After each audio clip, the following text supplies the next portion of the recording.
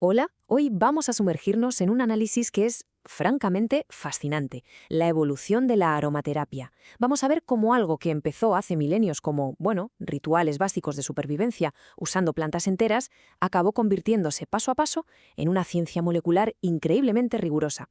Es hora de cambiar el chip sobre cómo vemos los extractos naturales y los aceites esenciales, porque te aseguro que detrás de ellos hay muchísima más ciencia de la que solemos imaginar. Nuestro recorrido de hoy está dividido en 5 partes. 1. Las 4 épocas históricas. 2. Raíces y rituales antiguos. 3. La Edad Media y la destilación. 4. El Renacimiento aromático moderno. Y 5. La ciencia de los quimiotipos. Vale, la gran pregunta que va a guiar toda nuestra explicación de hoy es esta.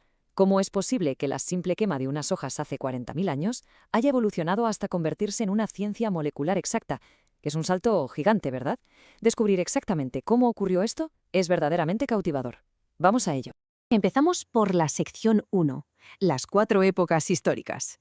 A ver, la inmensa historia del uso de plantas aromáticas se divide en 4 fases clarísimas. Primero, se usaban las plantas tal cual, haciendo infusiones o decocciones bastante rudimentarias. Luego, en la segunda época, dieron un paso más, quemándolas o macerándolas. La tercera etapa es donde vemos un salto tecnológico brutal. Aparece la destilación y nace el concepto de aceite esencial. Y por último, la etapa actual, la cuarta, donde el análisis científico nos permite ver exactamente qué componentes químicos hay y qué hacen en nuestro cuerpo. Es como armar un rompecabezas molecular. Pasamos a la sección 2, raíces y rituales antiguos. Durante esas 2 primeras épocas históricas, sobrevivir era literalmente un reto diario. Y aquí hay una cifra clave a tener en cuenta, 40.000. Hace unos 40.000 años, los pueblos aborígenes de Australia lograron sobrevivir en condiciones extremas gracias a un conocimiento brutal de la flora local.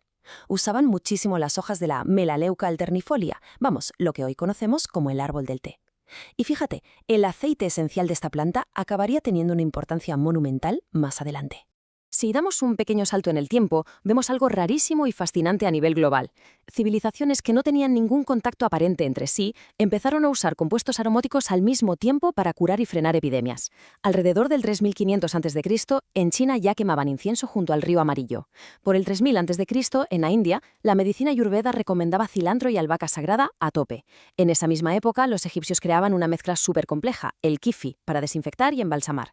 Y hacia el año 1000 a.C., en Persia, ya estaban despuntando con lo que sería la destilación clásica. Una locura, ¿no? Y esto nos lleva a comparar estrategias totalmente opuestas. En Babilonia, por ejemplo, el enfoque era totalmente místico. Quemaban ciprés para espantar a los malos espíritus, porque pensaban que eran los portadores de las enfermedades. Pero, por otro lado, los hebreos eran mucho más prácticos y empíricos. Usaban una planta sagrada llamada Ezsob para frenar infecciones graves. ¿Y sabes qué es lo mejor de todo esto? Que la ciencia de hoy ha comprobado que el Ezsob bíblico es en realidad un tipo de orégano repleto de componentes químicos súper antiinfecciosos. O sea, ya hacían química pura y dura sin siquiera saber cómo llamarla. Vamos a la sección 3, Edad Media y destilación. La Edad Media fue una época oscura, ya sabes, marcada por plagas terribles. Pero, irónicamente, esa necesidad extrema de sobrevivir empujó el avance de la extracción aromática. Pasamos de médicos antiguos como Dioscórides o el alquimista Avicena, que por cierto logró afinar la destilación para sacar el primer aceite puro de rosa, a los profesionales del siglo XV.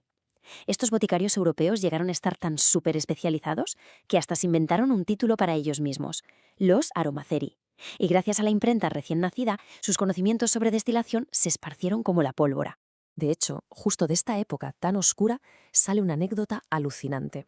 La clásica historia de los 4 ladrones. Resulta que durante un brote brutal de peste, estos tipos se dedicaban a robar a los enfermos con total impunidad, sin contagiarse en absoluto. Su secreto: se untaban todo el cuerpo con un vinagre aromático macerado con clavo, canela, lavanda y menta piperita.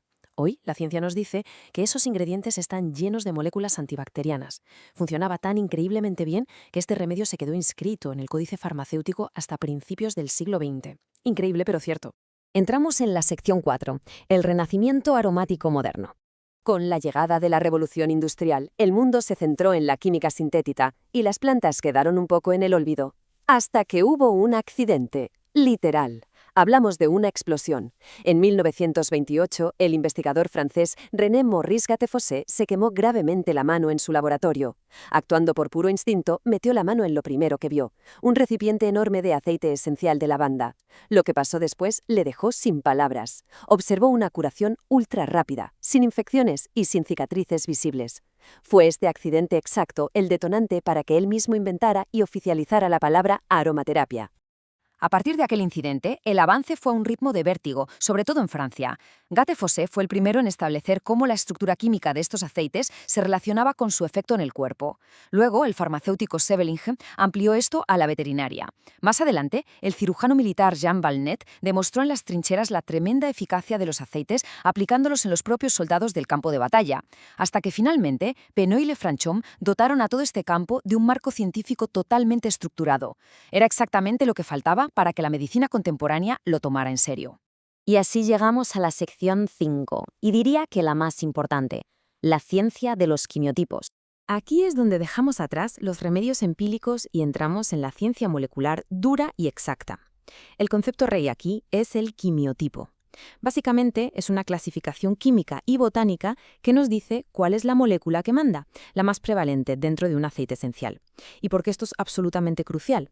Porque fíjate, tú puedes tener dos plantas botánicamente idénticas, se ven iguales, huelen parecido, pero dependiendo del entorno natural donde hayan crecido, fabrican moléculas totalmente distintas. Químicamente son plantas completamente diferentes.